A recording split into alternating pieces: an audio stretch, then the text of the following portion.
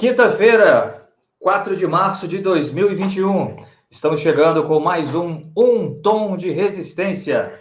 No programa de hoje, vamos falar sobre a presença das mulheres negras na política. Eu volto depois da vinheta. Roda!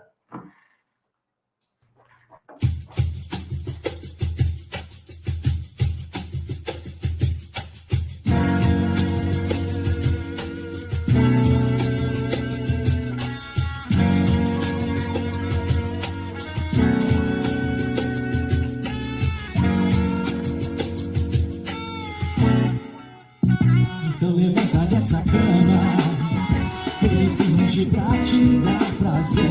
O sistema não te ama, ele só quer te corromper. Então levanta dessa cama, ele finge pra te dar prazer. O sistema não te ama não, ele só quer te corromper.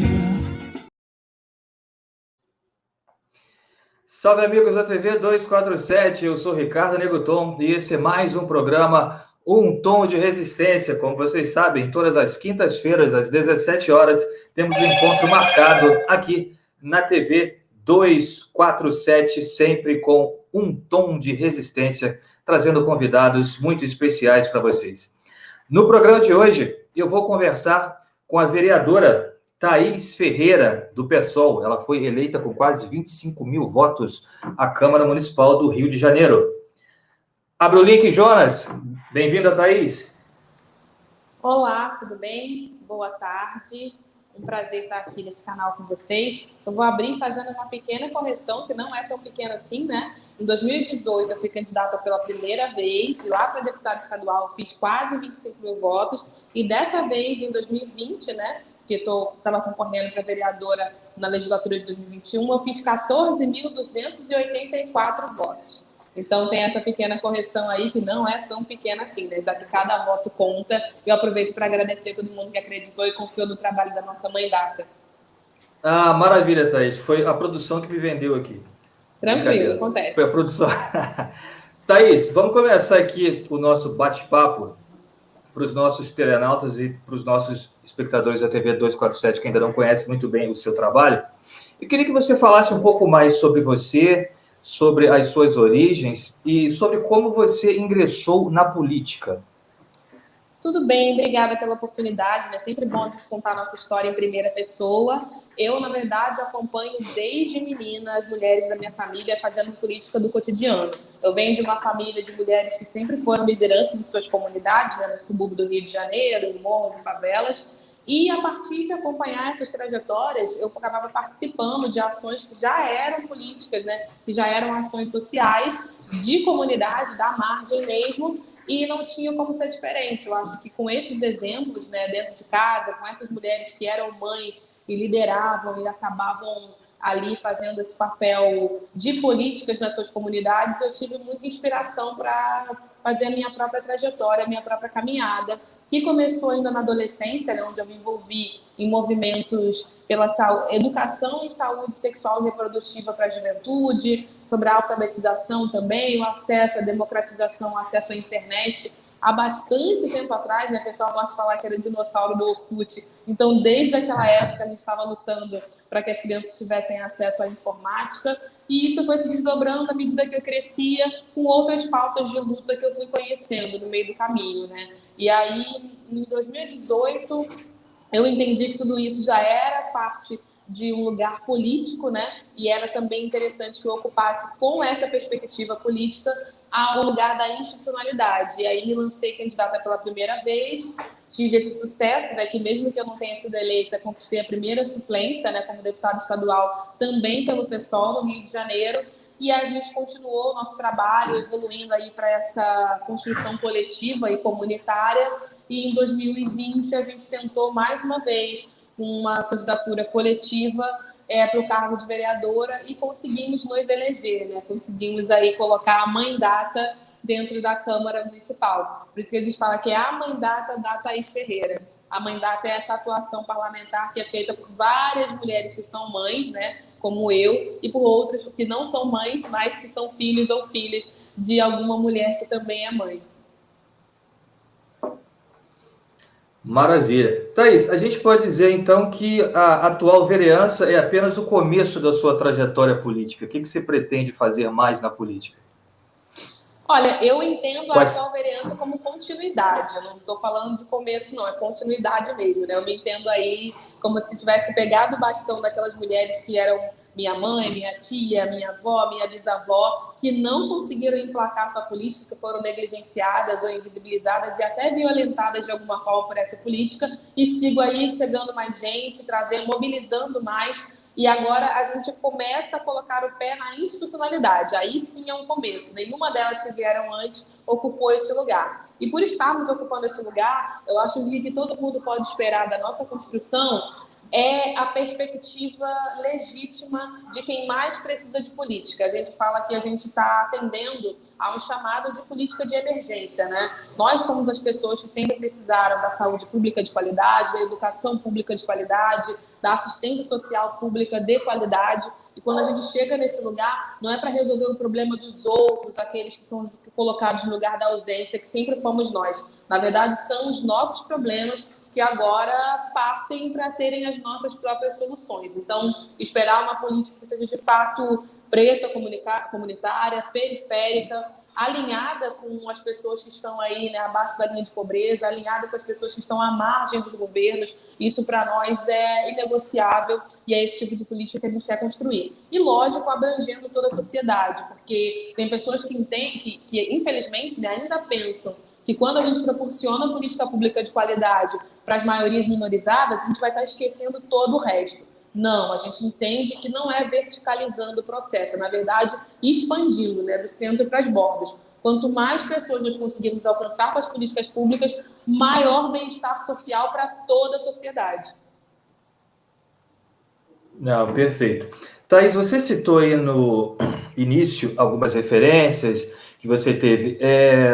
A Marielle Franco, é uma referência para você? Você que também é do PSOL, que era o mesmo partido da Marielle? Sim, com certeza. O convite para ingressar no PSOL partiu da Marielle, né, numa reunião que aconteceu na minha própria casa. Então, muito me orgulha, de fato, estar continuando também esse legado de forma responsável, lado a lado com a família de Marielle, lado a lado com o Instituto Marielle Franco. Então, ter Marielle como uma referência e proteger também essa construção dessa outra mulher preta política é super importante. Lógico que, mais uma vez, cada uma de nós tem a nossa própria história, nós somos diversos entre nós mesmas, né? Porque senão acabam surgindo aqueles estereótipos que nos aprisionam, né? Nossa, essa é a nova Marielle. Não, a gente tem a memória da Marielle como uma referência respeitosa, vamos honrar para sempre o legado dela como legisladora, né? E vamos além dele também, porque essa história, infelizmente, é uma história que foi um atentado contra todas nós, mulheres da política, sobretudo nós, mulheres pretas, periféricas, faveladas e mães, e por isso a gente tem que entender essa responsabilidade de uma forma muito consciente, né? Não caindo no oportunismo, porque, na verdade, o que a gente precisava era de Marielle ainda viva, sendo mais um corpo presente, de fato, mais uma voz de luta, mais uma mão, né, de uma caneta que fosse emancipadora, do que ela agora tendo virado Marte de uma luta que, infelizmente, não é honrada de forma respeitosa por todas as pessoas. Perfeito. E o que a negritude, em especial, embora você já tenha dito, né, que vai governar para todos, como deve ser, mas evidente, mas o que a negritude, em especial, pode esperar de você? Quando a gente fala de ser um mandato referenciado nas mulheres mães, a gente está falando de valores ancestrais pretos, né? A gente está falando de uma construção preto referenciada. Porque quando a gente olha para a matripotência, quando a gente olha para a história da negritude, as mulheres mães sempre foram as grandes lideranças, as grandes batalhadoras, as grandes guerreiras e aquelas que nutriam todo mundo desde o começo da vida. Então, a gente se reivindica, de fato, um mandato preto referenciado mesmo, um mandato que tem a centralidade negra, justamente por colocarmos as mulheres mães pretas no centro dessa proposição como potência. Então, o que esperem de nós acho que uma construção alinhada com valores ancestrais que nunca deveriam ter sido esquecidos, né? E que, por isso mesmo, ela é mais futurista do que qualquer uma outra, já que a gente reivindica que as pessoas pretas, para além de estarem vivas no futuro, também estarão incluídas nessa política que deve ser de todo mundo, mas que esse todo mundo não continue nos matando, né? Esse todo mundo seja da gente vivo, da gente potente, da gente criando e da gente cada vez mais presente nesses espaços institucionais. A gente vai batalhar para que não sejamos só a mãe data, né? Para que tenhamos outras construções preto-referenciadas também. A gente tem um compromisso de aproximar cada vez mais pessoas pretas, pobres e periféricas da política, de construir cada vez mais quadros também para a política, serem pessoas pretas, pobres, periféricas, sobretudo a população LGBTQIA+, trans e negra também, né? Então, a gente vai nessa caminhada, que eu acho que deve ser a única caminhada possível para todos nós, né? A gente reivindica o lugar de irmos por todos os meios necessários, sabendo que a luta é, sim, por reparação histórica e por restituição plena da nossa humanidade. Isso, para nós, é também um ponto, assim, um pilar que sustenta toda a nossa construção e eu acho que todas as outras que virão a partir da nossa. Então, que a comunidade preta, que a comunidade que se reivindica africana e diáspora também, que as pessoas que ainda entendem, né, que fazem alguma diferença, todas as negritudes, de fato, se sintam contempladas com a nossa atuação e se sintam também parte dela. A gente faz uma chamada de pertencimento também, para que todos os movimentos, para que todos os coletivos, para que todas as referências e para todas as vozes, né, que sempre existiram, elas usem essa mãe data como um instrumento potente para a gente poder criar política para nós mesmos. Maravilha, Thaís. Você falou em reparação histórica. Mais à frente a gente vai falar sobre os movimentos antirracistas e eu quero a sua opinião com relação à reparação histórica. O que eu quero te perguntar, Thaís, recentemente você concedeu uma entrevista ao site Notícia Preta e eu pensei lá uma frase que disse o seguinte: quando a esquerda é racista com uma de nós, ela é racista com todas nós. Né? Acredito que você estivesse se referindo às mulheres negras, no caso. Eu queria te perguntar, essa frase teve a intenção de propor uma autocrítica dentro do nosso segmento, esquerda? E a esquerda, ao mesmo tempo que é o segmento político mais engajado, né, nas pautas raciais e sociais, isso é inegável, também ainda deixa a desejar quando não oferece mais oportunidades a negros dentro dos seus quadros políticos? Sim, com certeza foi um chamado a essa autocrítica, sim. Eu acho que a gente vem dessa movimentação do nosso campo de esquerda, que é legítima, de buscar cada vez mais inclusão, de reivindicar todas as esferas e lutas de maiorias minorizadas, né? Incluindo a da pauta da negritude também. Mas, para fazer isso bem, a gente precisa entender que a gente não pode escolher a história única, a gente não pode decidir quem é o preto que pode, qual é o preto que não pode. A gente precisa contemplar todas as possibilidades de existência preta que existem, já que a gente não está podendo desperdiçar vida nenhuma, né? Lógico que a gente vai separar ideologicamente, sim, porque a gente sabe que a gente precisa ter lado. Mas dentro da esquerda, quando a gente ignora pessoas, negligencia pessoas ou violenta pessoas do nosso espectro, a gente acaba reproduzindo, e a branquitude sabe que reproduz muito bem, né, e que pratica ainda assim o racismo na esquerda. Então, foi uma chamada autocrítica, porque não adianta você falar assim, olha que eu tenho uma candidata, eu tenho uma vereadora preta, mas aí os outros todos ficam ainda abaixo de alguns nivelamentos, os outros todos não têm acesso a determinados espaços, os outros todos, infelizmente, não conseguem ter sucesso eleitoral ou não conseguem ter sucesso apenas no apoio político também, que é super importante para que uma trajetória política seja bem sucedida. Então, acho que ainda falta bastante caminho para a gente caminhar. A gente se coloca, assim, eu acho que enquanto pessoas pretas que disputam a política institucional, a gente precisa se colocar enquanto aliado, enquanto corpo lado a lado, porque a gente sabe o que está em jogo, né? Não dá para ser nós contra nós, a gente precisa ser cada vez mais nós por nós mesmos, mas a gente não pode deixar de fazer essa crítica. E sobre essa outra parte da pergunta, eu acredito que tem alguns aspectos interessantes para a gente considerar. Porque quando a gente coloca essas questões sobre a nossa esquerda, essas questões sobre o nosso campo, a gente não pode esquecer desse lugar específico que eu falei de disputa de narrativa mesmo, que existe internamente nas instituições partidárias, que existe nos movimentos, que existe nos coletivos, até mais movimentos sociais amplos, né, que abrangem o Brasil inteiro. A gente vai ter essas disputas por liderança, a gente vai identificar isso tudo acontecendo. Mas a gente tem que entender que os caminhos para os quais nós apontamos caminhar, eles devem ser debatidos de forma democrática. Eu acho que fazer esse tipo de segregação de mentalidade, como que às vezes ocorre, né? E até a gente puxar o debate mesmo, né? Sobre como a racionalidade neoliberal está impregnada em todo mundo. Acho que se eu tiver fugido um pouquinho, se você quiser rememorar algum aspecto, eu acho que eu esqueci de alguma coisa. Não, basicamente era isso mesmo que eu queria saber de você, mas eu queria fazer mais uma pontuação a respeito disso. Há pouco tempo rolou um meme na internet dizendo que o BBB tinha mais negros do que no PSOL. Você, como sendo do PSOL, como é que você enxerga essa crítica mais direta ao partido nessa questão racial? Eu acho que isso é uma imagem de controle. Eu acho que tem um estereótipo, né, do que é aquela pessoa que é do PSOL, e tem uma imagem de controle realmente que a gente coloca. É a questão do tucano do PSDB, é a questão das pessoas brancas cirandeiras do PSOL. A gente sabe que existem algumas imagens de controle, e até são ruins para que a gente possa quebrar elas quando a gente acaba tendo esse acesso democrático, né, a esse tipo de não é insinuação, porque é uma realidade, é um partido ainda formado por uma maior parte de pessoas brancas, mas existem mais pessoas negras ali do que no próprio BBB, pessoas pretas que reivindicam as pautas de luta através daquela bandeira partidária. Então, acho que isso é do jogo, a gente supera isso com trabalho de base, de fato, a gente supera isso com mais estruturas como o meu mandato, que é formado majoritariamente por pessoas pretas, e a gente supera isso fazendo a disputa institucional por dentro do partido também. Mas essas críticas sempre vão existir, porque elas fazem parte dessa imagem de controle que é colocada nesse partido de esquerda. E, gente, a gente precisa combinar que a política institucional de esquerda à direita é branca. Foi formada, forjada e ainda assim, até hoje, é tocada por pessoas brancas. A gente vem nesse processo de exclusão de muito tempo, a gente vem de um processo de escravização muito recente. Então, o imaginário político-social, ele é branco.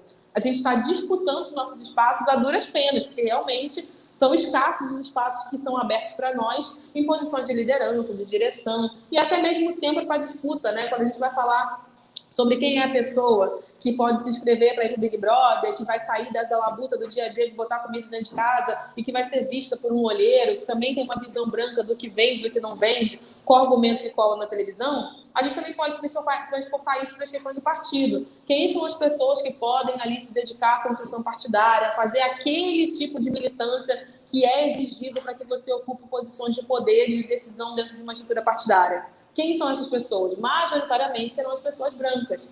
Infelizmente, porque nós, pessoas pretas, fomos empurrados, e não é verdade que nós estamos porque queremos, não. Nós somos empurrados desde sempre para o lugar dessa ignorância política, porque é interessante que estejamos ainda desacordados para tudo que ocorre nessa outra esfera de poder, que sempre foi o poder dos homens brancos e masculino dominante também, né? Por isso que eu até coloco os homens brancos aí, mas tem muitas mulheres brancas também que se colocam nessa posição e reproduzem e praticam o racismo o tempo todo, e até mesmo a violência política de gênero, né? Que às vezes é praticada, infelizmente, também por uma mulher branca, o racismo também, né? Quando a gente vai falar o racismo político, mas eu acho que está tudo nesse bolo aí. Acredito que quando fazem essa comparação com o Big Brother, é uma comparação que, primeiro, ela ganha alcance, porque, de fato, você vai falar, poxa, realmente, eu vou aqui olhar no núcleo que eu participo, no diretório que eu participo, tem muita gente branca, é o imaginário. Mas ela também não é de todo realidade, já que existimos, sim, pessoas pretas, parte de uma maioria minorizada, que quando conseguimos coordenar a nossa vida, a realidade com a nossa possibilidade, estamos fazendo disputa em todos os partidos, inclusive no PSOL, onde existem estruturas como a minha, que são formadas majoritariamente por pessoas pretas. Não, perfeito. Thaís, você citou aí, e isso é nítido, é claro para a gente também, que nós negros viemos aí de um período recente de escravidão ainda. Mas você não acha que talvez os partidos de esquerda, né, como eu disse anteriormente, que são os mais engajados nessas pautas sociais, raciais, identitárias, pudessem acelerar um pouco mais esse processo de inclusão dessas minorias em seus quadros representativos? Eu acho que sim, esse é um grande dever de casa, né? Mas quem é que está colocando energia nisso? Eu acho que esse é o grande questionamento, essa é a grande tensão que a gente não pode deixar, não, tá tudo bem, não tá tudo bem. A gente tem que continuar batalhando para que esse quadro mude, né? Para que essa percepção de como as estruturas partidárias devem ser projetadas para dentro e para fora devem ser transformadas. Mas é como eu falei e volto a repetir, a branquitude, ela não quer largar o chicote. Infelizmente, se você for ler Lélia Gonzalez, a gente sabe das referências que a gente busca, o texto ainda é muito atual. Sobreviver nesse espaço que ainda é branco, de esquerda a direita, masculino dominante, é de fato adoecedor, é violador. Você vai se sentir muitas vezes aviltada realmente na sua essência, e a sua essência é a sua essência preta. Você vai até às vezes pensar que é necessário embranquecer para que você sobreviva. E resistir ao embranquecimento é uma tarefa muito árdua que todos nós, pessoas pretas conscientes que estamos na política, estamos realizando o tempo todo. Eu não sei se você concorda, mas muitas vezes, quando a gente traz uma referência nossa, né, que não é nem conflitante, mas ela é invisível, né? A gente sofre epistemicídio o tempo todo. Então, quando a gente vai confrontar o que existe de preto referenciado, o que existe de eurocêntrico, a gente fala, mas eu nunca li isso. Aí falou, mas engraçado, a gente precisa fazer a leitura disso, precisa fazer a leitura daquilo, tudo que vocês leram, para a gente ser considerado no debate. Então, houve um apagamento, né? Exatamente. A gente precisa entender de cabo a rabo sobre a luta de classes, mas quem é que está preocupado em entender com profundidade sobre a própria branquitude? Se a gente vai fazer uma discussão programática que seja, vão exigir que a gente saiba falar sobre o capital, vão exigir que a gente saiba fazer essa crítica, senão a gente nem entra em determinados espaços. Sim. Mas se a gente chamar essa mesma pessoa para fazer uma discussão aprofundada sobre questões étnico-raciais, ela vai estar preparada? Não.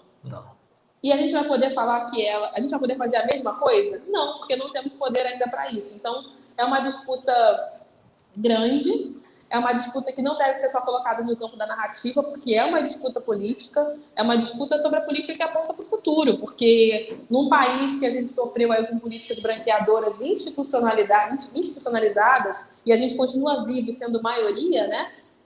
A gente precisa entender que o sinal dos tempos aponta para que essa política seja diversa, para que ela seja, de fato, para além da diversidade, para que ela tenha, de fato, proporcionalidade e equidade, né? E isso não existe dentro dos partidos, fora dos partidos, dentro das instituições privadas. Então, acho que é um grande campo aí, né, que a gente precisa discutir sobre futuro mesmo, sobre sociedade e para os caminhos.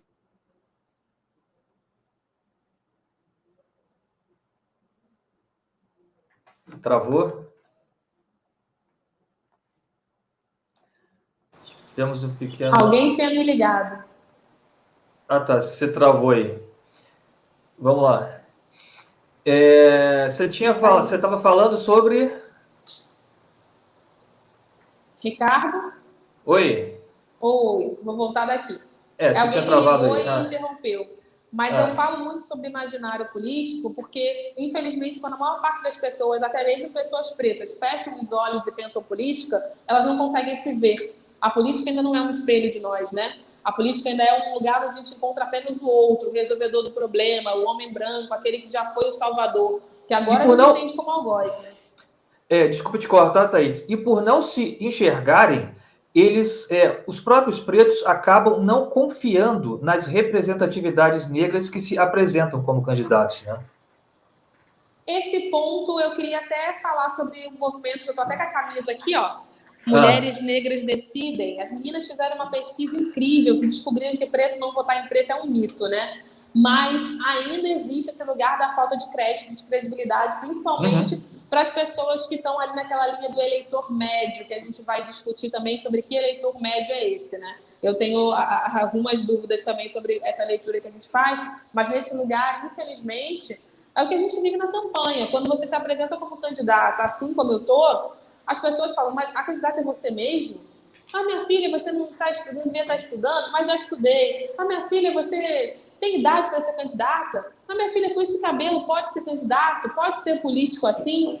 Então, infelizmente, esse lugar para que nos empurraram, que é esse lugar desse analfabetismo político, eles nos colocam distante da gente mesmo, eles não conseguem enxergar na gente a possibilidade de solução. Então, acho que uma outra parte muito interessante é a gente, enquanto pessoa preta, política consciente e ativista e militante, se comprometer com a educação política dos nossos. A gente precisa falar sobre política de uma forma acessível, de uma forma inclusiva, de uma forma que não aparte, mas que, de fato, traga para perto as pessoas que são como a gente. Eu tenho o maior orgulho de falar que as nossas duas campanhas, né, a minha primeira e a minha última campanha, não foram feitas assim para eles, os eleitores.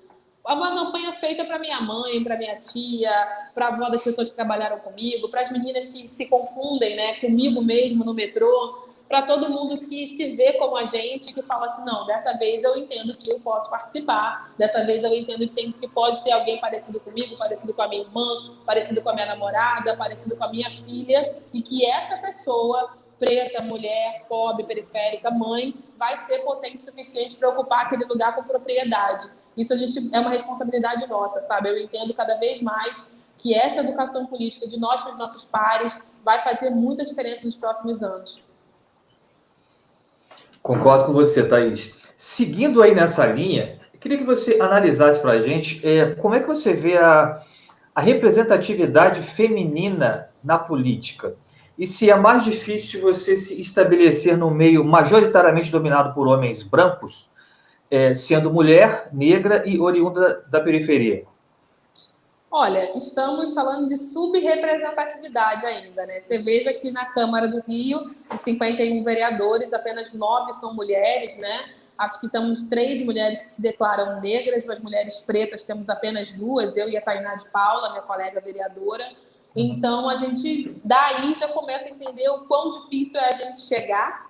Se é difícil de se candidatar, é difícil de se eleger, a gente se manter também nesses espaços torna-se cada vez mais, não é cada vez mais difícil, porque a gente também tem conseguido construir redes de apoio que são muito importantes. Mas é uma manutenção de vida, uma sobrevivência muito sensível, porque a gente sabe que desqualificar uma mulher pobre, preta, periférica, mãe, é uma coisa muito fácil. A gente tem exemplos muito graves de violência política de gênero, pegando até o exemplo de uma mulher branca, a presidenta Dilma, por exemplo. A gente nunca teve uma charge, né, em todos esses anos aí dessa frase de democracia, como aquela charge que pegava a bomba de combustível e tirava o órgão genital daquela mulher. Animalização, bestialização, vexatória, é muito grave, né? E com a gente que é mulher preta, e com a gente que é a cara que esses caras não estão acostumados a ver nesse lugar, para a gente virar piada, para a gente ser reduzida a qualquer coisa, infelizmente, por termos sido tão objetificadas nesse imaginário racista, é muito fácil. Então, a gente precisa de bastante estratégia, né? A gente precisa entender que não podemos, né, reproduzir a branquitude, não podemos performar a masculinidade que não nos cabe, não podemos tentar ser também quem não somos, porque senão a gente vai começar a fazer de serviço, né? E você olha para aquela pessoa e fala, nossa, eu não reconheço mais fulana de tal. Mesmo que não tenha mudado a aparência, o pensamento pode mudar, né? É muito fácil nesses espaços você se sentir tentada a... Bom, esse argumento aqui eu tenho que diminuir, esse discurso aqui eu não posso falar. E aí quando você vai ver, você está reduzindo para caber naquele lugar. E toda aquela batalha para que a gente entre sendo a gente mesmo pode se perder. Então é preciso muita estratégia mesmo e é preciso muita proteção. E eu acho que esse lugar da proteção, ele vem também a partir das pessoas que nos elegeram. Eu acho que está perto, visibilizar, publicizar, se engajar. Às vezes parece pouco rede social, audiência numa entrevista, comentários, mas é muita coisa. Mandar e-mail. Acho que quando a gente olha para as figuras que ocuparam os espaços antes de nós, a gente vai ver que foram mulheres pretas que estavam rodeadas de pessoas brancas ou até mesmo solitárias, né? E aí depois passam 10 anos, 20 anos, a gente quer julgar a trajetória daquela pessoa que sobreviveu a tudo isso e continua ali de pé. Então, para que isso não aconteça com mais nenhuma de nós, eu acho que é um compromisso de toda a sociedade que se importa de fato com a representatividade feminina e com a representatividade feminina e preta, que a gente se engaje também na manutenção, no impulsionamento dessas mulheres nesses espaços, né? Eu, pelo menos, me preocupo não só comigo, mas me preocupo com todas as outras colegas Brasil adentro que se elegeram, e estou sempre me colocando como rede de apoio para troca, com esse espaço também para a gente poder continuar falando da nossa humanidade, né? Falar de autocuidado é muito importante para as mulheres na política. O que você tem feito para ser boa com você mesma, né? Porque senão a gente entra nessa pira de trabalhar, é muita demanda, mas acabamos esquecendo que somos pessoas humanas, né? E aquela busca por restrição da humanidade acaba se perdendo a partir do momento em que a gente acha que a gente tem que ser uma máquina, né? Já não bastou crescer ouvindo que você tinha que ser 2 vezes melhor porque você era preto, e 4 vezes melhor porque você ainda era mulher, e mais 4 vezes melhor porque você ainda era mulher, preta, pobre, periférica, e ainda se tornou mãe. Agora você também não pode entrar nesse lugar de se colocar como super-heroína, né? Porque esse mito da mulher negra forte, esse mito da mulher negra raivosa, ele também vem a serviço de quem quer nos desumanizar, né? Então, mostrar nossa vulnerabilidade nos espaços políticos não é só uma coisa bacana de falar porque é desconstruído, não. Na verdade, acaba sendo um pedido de socorro mesmo, para que a gente esteja aqui, para que tenhamos mais mulheres como nós não podemos estar sozinhas. Thaís, você citou aí que nós, negros, ainda somos uma espécie de corpo estranho nesse ambiente político, né? Em função disso, você já sofreu algum preconceito racial de forma direta? Olha, eu já sofri em campanha, é super comum, né? E o que é mais direcionado para o cabelo, né? Então, na Câmara? Até na Câmara, nesse momento, eu já fui, até agora eu só fui barrada. Mesmo sendo vereadora eleita, fui barrada acho que umas 3 vezes. E aí, opa, vai aonde? Eu falei, sou vereadora. E a pessoa se espanta, assim, né? É aquela sutileza do racismo, do racismo cotidiano. Então, já fui barrada algumas vezes, mas com referências diretas à minha negritude, né? Com ofensas verbais, ainda não ocorreu. Ocorreu essa violência sutil que não deixa de ser violenta também, né? Quando eu estou ocupando legitimamente um espaço e mesmo tendo lá a minha foto no gabinete, com o cabelo para o alto, da forma que esteja, né? Eu podia estar careca, sendo vereadora legitimamente eleita, democraticamente eleita, eu deveria poder adentrar aquele estabelecimento sem esse tipo de constrangimento, mas já aconteceu algumas vezes, infelizmente. Ainda seguindo nessa linha, você apresentou um PL na Câmara para criar, a nível municipal, um Estatuto da Igualdade Racial. Eu queria que você falasse para nós qual o objetivo desse projeto de lei. Olha, o principal objetivo é avançar, de fato, com as políticas de reparação, né? A gente sabe que as políticas afirmativas foram muito importantes nos últimos 20 anos, né? Desde aí do processo de redemocratização, a gente vem tentando, através de movimentos de mulheres negras, dos movimentos negros também, conseguimos emplacar algumas coisas aí nos idos anos, né, de 2003 e até 2013, mas a gente ainda precisa evoluir muito para políticas que sejam, de fato, comprometidas com a reparação histórica. A gente precisa entender que muitas vezes não vamos poder usar o termo ideal para conseguir a aprovação de alguns projetos, para conseguir articular, mas a busca, de fato, é por equidade mesmo, né? A gente precisa deixar nítido, através de estatutos, já que temos no nível nacional, temos exemplos de outras cidades que aprovaram, de estruturas que têm funcionado, de fato, para combater de forma irrestrita o racismo, que a gente não pode tolerar esse tipo de prática e que, sim, a gente precisa tratar o racismo como um problema político que deve ser resolvido com políticas públicas de reparação. Esse é o principal objetivo.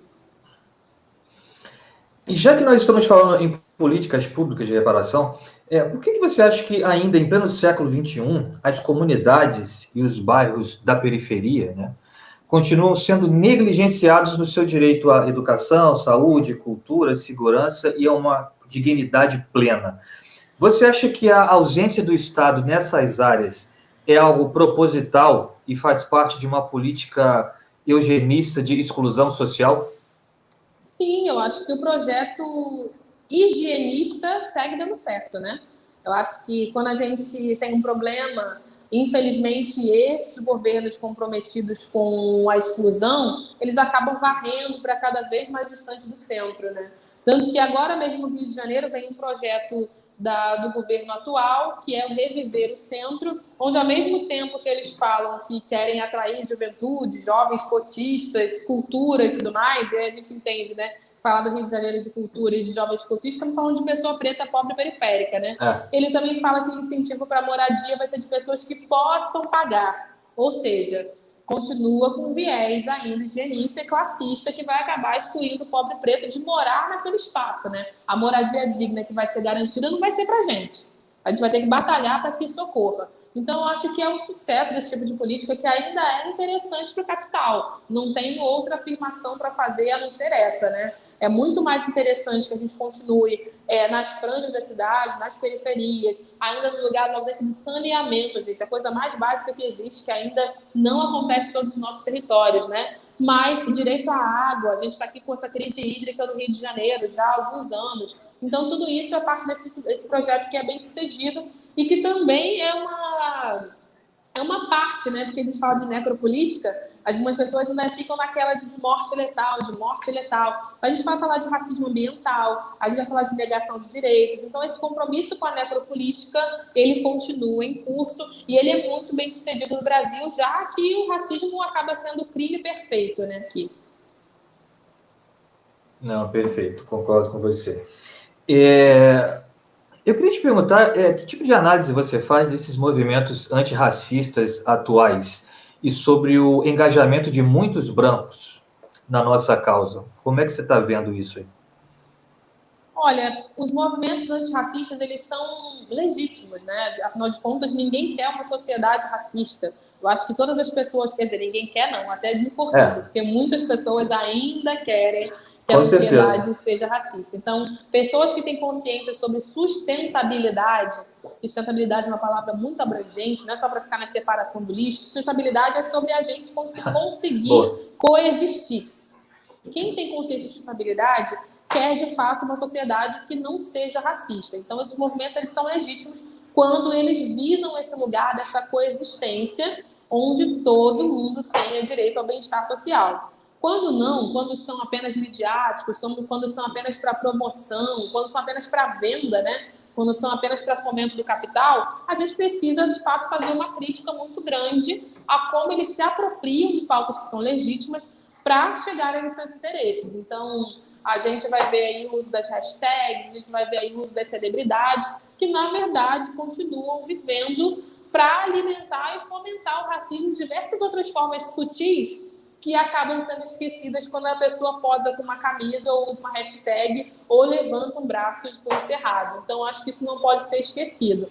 Mas, falando do que é legítimo, eu acho que tanto as pessoas pretas, conscientes, que lutam pela reparação histórica e pela restituição da humanidade da gente, quanto as pessoas brancas que estão, de fato, entendendo o seu papel nesse lugar, né?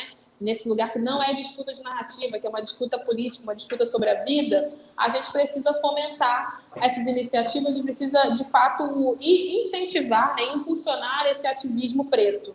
E eu acho que a pessoa branca antirracista, eu acho engraçado, pode publicar isso, porque eu acho engraçado o branco antirracista, porque tem um monte de branco antirracista que depois eu vou pesquisar, eu vou ver ali no Instagram, e eu falo, gente, essa pessoa se diz antirracista, mas no ciclo social dela, fechado, eu não vejo um preto. Exatamente. Um antirracista que não convive com preto. Não tem nem o amigo preto que a gente não quer que exista, né? Porque se a pessoa fala, gente, como pode ser antirracista existir? Eu sou daquele tipo, só para não te cortar, eu sou daquele tipo que trago notícias tristes. Eu falo para os meus amigos, que são pessoas brancas, aliadas na luta. Vocês vão fazer o que for possível e impossível nessa vida de vocês, mas vocês morrerão sendo racistas. Essa dívida não vai ser paga nessa geração. Essa dívida é uma dívida muito grande, que vai... Olha quanto sangue nosso foi derramado. Quanto sangue dos brancos está sendo derramado? Nenhum, praticamente. Continuamos mais pretos morrendo. Então, a sua dívida só aumenta. Vão vir muitas e muitas gerações de brancos antirracistas até que a gente tenha alguma mudança significativa para falar que, de fato, essas pessoas, sua geração, seus descendentes, são antirracistas de verdade. Inclusive, eu queria te perguntar se você percebe aí uma intenção de capitalizar likes em cima dessa causa. Porque like hoje é capital, né? Isso tem bastante. Eu acho que isso é o que você mais vê, né? Muitas pessoas, até às vezes, nossa, eu vi uma estratégia, eu sou de comunicação também, então eu estava lendo uma estratégia de uma marca que eles estavam vendendo perfil, você está decadente, você está esquecido pelo seu público, fale sobre essa pauta. E a pauta era, de fato, o antirracismo. E aí a pessoa ia conseguir projeção.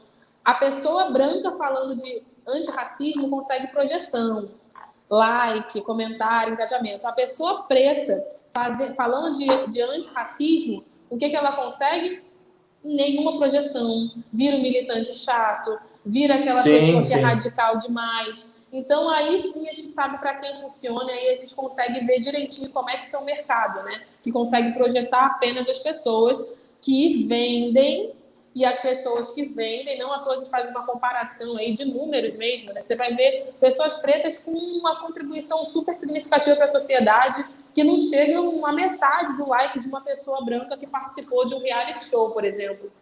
É verdade, é verdade. Inclusive, aproveitando aqui, queria pedir para os nossos telenautas e espectadores seguirem lá o Instagram do programa, @Um Tom de Resistência. Siga lá, deixe sua curtida. Ainda sobre isso, Thaís, tiveram uma ideia genial aí de fazer com que nós fôssemos ouvidos, que é os brancos emprestarem os seus perfis nas redes sociais para o preto poder falar sobre racismo com o público daquele branco. O que você acha disso?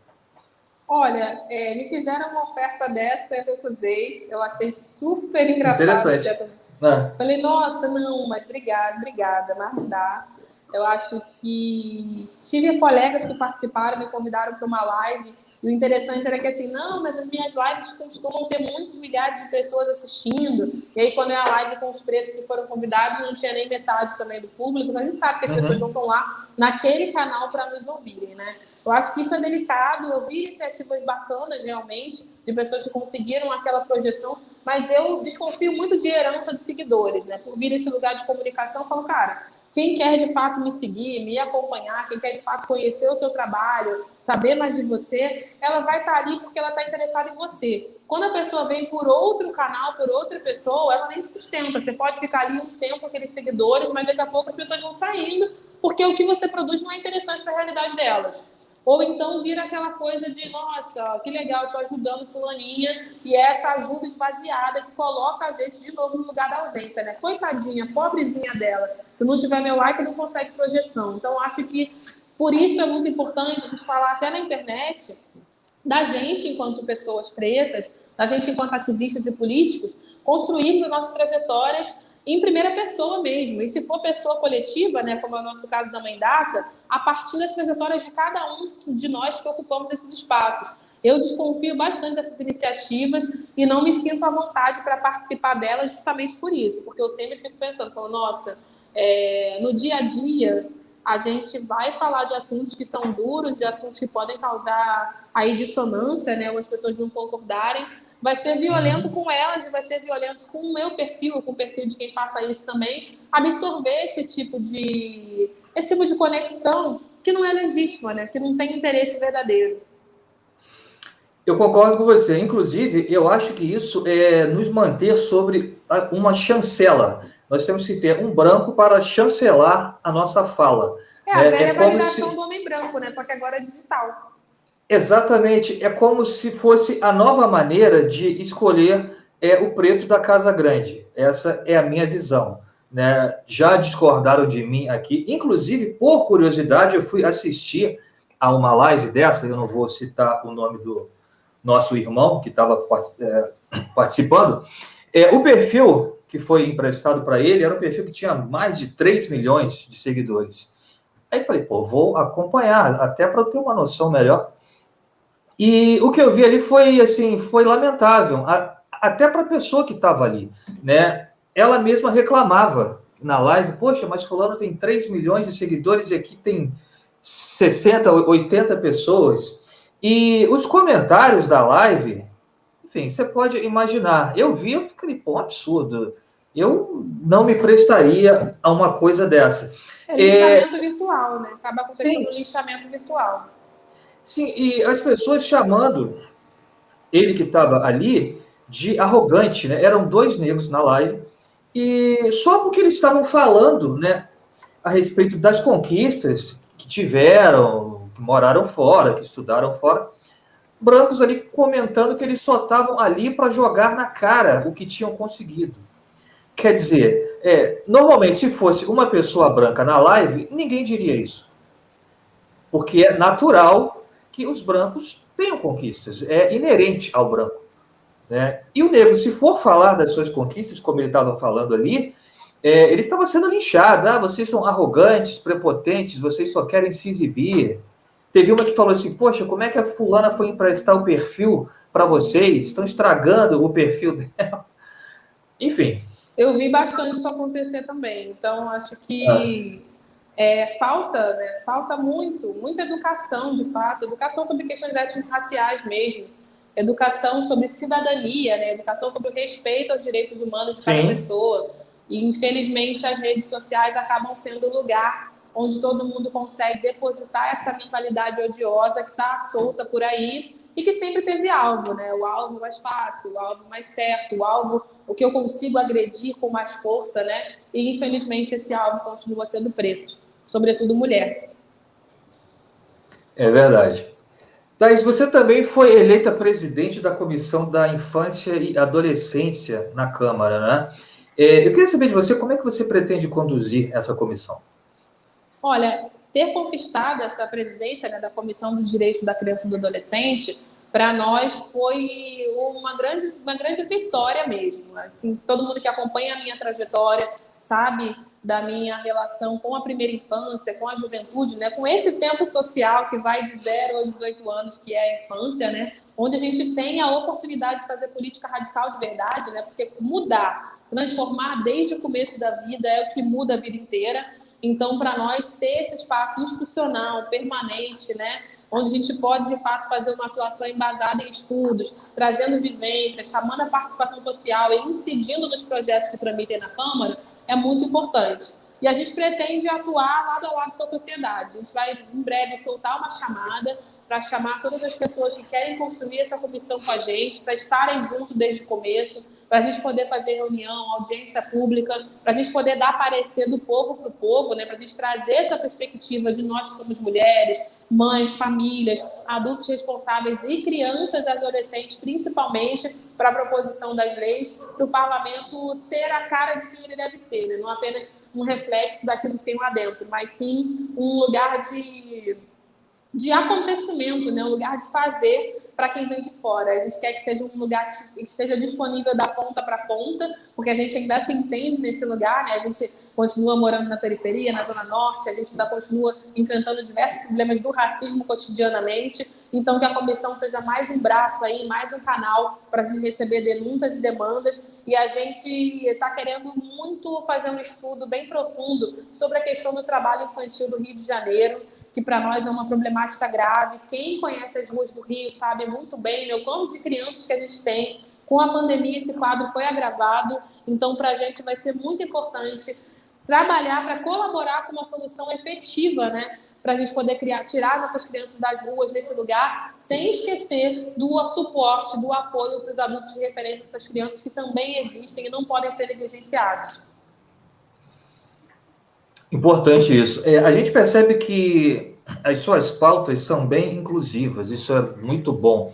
Inclusive, recentemente você organizou um processo seletivo direcionado a pessoas trans, né? Se eu não me engano, para ocupar uma vaga no seu gabinete na Câmara. Na Câmara, perdão. Na sua opinião, por que a nossa sociedade ainda negligencia pautas como a inclusão de minorias, principalmente com relação a pessoas trans? Olha, esse nosso processo está rolando, daqui a pouco a gente vai saber quem serão as pessoas selecionadas, né? Mas sobre isso, é justamente porque essa mentalidade de minorizar, né? Na verdade, não são minorias, são maiorias, né? A gente sabe de várias... são minorias representativas. Isso, né? Mas eu acho que até quando a gente ressignifica, quando a gente muda essa palavra, o peso também se transforma, né? Quando a gente dá a devida proporção aos números, a gente começa a fazer esse incômodo, né? Existe tanta... Uma vez me perguntaram, mas existe tanta gente trans assim? Nesse processo mesmo, eu falei, gente, existem pessoas de todos os jeitos, de todas as formas, e elas todas precisam trabalhar. Então, a gente, infelizmente, ainda enfrenta perguntas muito básicas de quem tem esse desconhecimento, porque ele está assolado numa cultura que é branca, que é heteronormativa mesmo. Então, o que a gente puder fazer para combater esse tipo de cultura e para falar de inclusão de verdade, né, a gente vai também usar esse nosso espaço institucional para isso. E a gente sabe que a gente enfrenta também, levantando esse tipo de discurso, que junto desse discurso, que é libertador, que é emancipador, vem muito ódio contra a gente. Mas a gente sabe que para lidar com ódio, apenas o amor, e a gente acredita muito no amor de todas as pessoas. E quando a gente fala de população trans e negra, né, a gente sabe que esse amor não sobrevive muito tempo, né? São vidas que deveriam ser suportadas, são vidas que deveriam ser incluídas desde sempre, né? E, infelizmente, são as que mais morrem de forma violenta aqui também. Então, o nosso compromisso tanto na pauta de saúde, quanto de combate ao racismo, quanto de direito à cidade, todas as pautas que atravessam a nossa mandata, né? Ter esse olhar bastante sensível a essa população que deve ser lida como parte, né? Não é uma coisa à parte, uma coisa específica. Para a gente, o que a gente tem também construído é cada vez mais. Mas vocês pensam política para as pessoas LGBTQIA+. A gente pensa política para pessoas. Se a gente não considerar essa população, a gente não está pensando política para ninguém. Exato. Concordo com você. Você falou aí em libertarismo, emancipação. Você se considera feminista? E sempre essa pergunta, gente. Essa pergunta de colocar a gente na caixinha do feminismo, né? Eu acredito que não me considero feminista. Eu leio a partir da mulheridade de mulheres. Estou bem mais próxima do mulherismo africana mesmo. E levantar essa bandeira como política também é super importante, né? Porque não existe só um lugar para a gente olhar para a mulheridade. Mulheres são diversas no mundo inteiro. Eu preciso fazer um resgate ancestral, porque é ele que me legitima de estar pisando nesse chão aqui. Mais respeito, leio feministas negras, construo com mulheres feministas também. E eu acho que é super importante a gente abrir cada vez mais essa perspectiva, né? Para que mais pessoas conheçam outra história que não é eurocentrada e que respeitem também. Então, eu sempre gosto de falar que dessas minhas referências, as mulheres feministas e negras estão em todas as listas, não saem da minha cabeceira, porém não me considero desse movimento que tem o seu berço lá no início, desse lugar eurocêntrico mesmo. Thaís, então, aproveitando desse gancho, eu não sei se é uma divergência, mas o feminismo talvez esteja mais ligado à pauta das mulheres brancas. Como é que você vê isso? Você percebe que as mulheres negras não estão incluídas na pauta feminista como deveriam? Acho que as mulheres negras trataram de se incluir, né? Não à toa a gente tem aí cunhado o feminismo negro interseccional. Então, eu acho que é isso. Quando não existe lugar para a gente inventa, e inventa de uma forma respeitosa, inventa de uma forma até que agrega cada vez mais os movimentos. Então, isso para mim é um assunto dado, é um assunto datado. As mulheres negras que querem se reivindicar feministas cunham assim, a partir das nossas teóricas, né, Audre Lorde, Bell Hooks, cunham aí e popularizam, democratizam, né, o acesso a esse feminismo negro interseccional que deve sim ser respeitado. Eu acho que essa pauta, né, para nós mulheres negras, a gente vai falar de sim, que não existem hierarquia entre as opressões, mas a gente sabe que a raça acaba nos atingindo primeiro. Por isso que devemos integrar e considerar todas as nossas variantes que não são marcadores ou recortes, né? Na verdade, são fundamentos. Quando a gente fala de raça, de gênero, de classe, de condição, a gente está falando de coisas fundamentais, né? Mas eu, como te disse, né, faço essa leitura de mulheridade, fugindo realmente de qualquer referência, né? De embasar a minha leitura, de embasar minhas análises a partir das referências brancas. Então, eu vou estar lendo, sim, mulheres feministas negras interseccionais e embasando o meu conhecimento, né, a partir desse resgate ancestral, que é do mulherismo africana, do mulherismo afro-africana, para a gente poder pautar que somos plurais e multidiversas, né? Isso é super importante. Por isso que eu fiz aquela brincadeira do backstage, né? Perguntando assim, os homens costumam perguntar: você é feminista? Você é marxista? Você é leninista? Eu acho que essa pluralidade de saberes, né, e de fontes, ela deve ser sempre respeitada, porque isso faz com que a gente traga sempre mais riqueza para o nosso conhecimento. E lembrando que a gente, enquanto povo preto, tem que lutar por equidade e pela restituição da humanidade de todo um povo, né?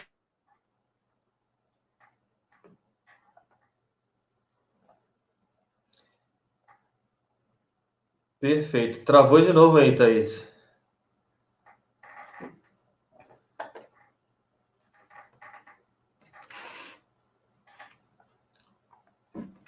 Caiu de novo aí.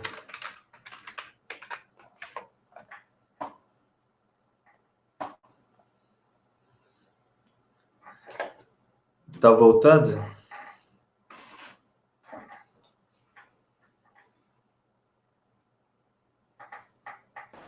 O meu tava normal, você caiu? Não, a impressão que eu tive é que você caiu. Estranho. Aqui não. Mas eu puxo de onde eu tava. Você quer que eu puxe de onde estava? Quem caiu, Jonas? Eu caí mesmo? O Jonas tá falando que... Não, foi você que caiu. Então, aqui pra mim você não sumiu, não. Estranho. Dá alguma interferência aí. Esse meu telefone aqui, menina. Ah. Esse telefone aqui, tô começando a achar que é problema dele. Tá com delay, Jonas? Eu tô sentindo um eco aqui depois também.